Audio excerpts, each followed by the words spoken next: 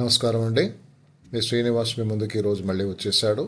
ఈరోజు మనం భగవద్గీతలోని 16వ అధ్యాయం అయిన దైవాసుర సంపత్ విభాగ యోగము షోడశోధ్యాయములోని ఫలశ్రుతి కథను గురించి చెప్పుకుందామండి. ముందుగా ఈ యొక్క అధ్యాయం గురించి ముఖ్యమైన సందేశం కృష్ణ పరమాత్మ మనకందరికీ ఏమిస్తున్నాడంటే, ఈ యొక్క అధ్యాయంలో దైవగుణంతో జన్మించిన మనుషులు అలాగే అసుర గుణంతో జన్మించిన మనుషుల గురించి ఒక 2 శ్లోకాలలో ముఖ్యంగా వివరించారు. ఆ శ్లోకాలను ముందు ఒక్కసారి మననం చేసుకొని కథలోకి వెళ్ళిపోదామండి.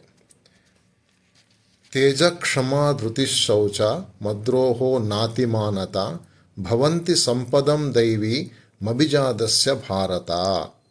తేజము, క్షమ, ధైర్యము, శుచిత్వము, అసూయారాహిత్యము, అత్యంత గౌరవము పొందియు నమ్రత్వము కలిగి ఉండుట భారత. ఈ దివ్యగుణములు శుద్ధ సత్వమయ వాసనలతో దైవీ సంపత్ యోగ్యతతో జన్మించిన వారికి కలుగును. తర్వాత శ్లోకం అండి. దంభో దర్పోభిమానశ్చ క్రోధ పారుష్యమేవచ అజ్ఞానం చాపిజాతస్య పార్థ సంపదమాసురీ. ధార్మికుడని చాటుకొనుట, సంపదను చూచుకొని గర్వించుట, తన యందు అతి పూజ్యత్వము ఆరోపించుకొనుట, తనకు ఇతరులకు కూడా అపకార ప్రవృత్తి హేతువకు కోపము కారణముగా మాట్లాడుట, కార్యములు తెలియకుండుట, ఈ గుణములు అసురీ సంపత్తి యోగతో జన్మించిన వారికి కలుగును.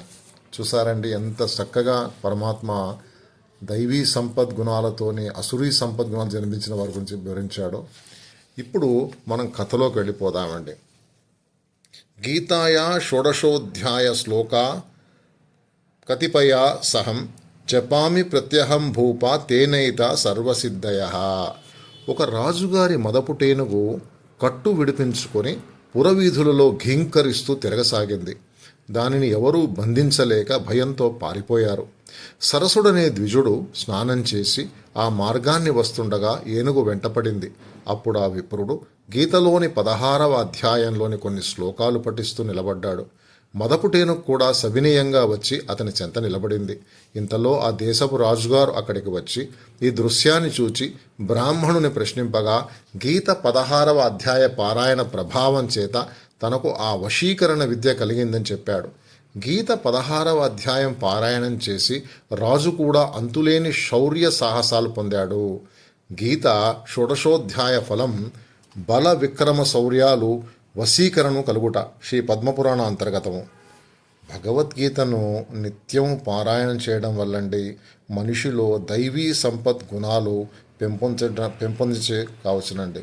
కాబట్టి అందరూ కూడా గీత కనీసం ఒక శ్లోకమైన రోజు నేర్చుకోండి, అందరికీ చెప్పండి. ఓం నమో భగవతే వాసుదేవాయ.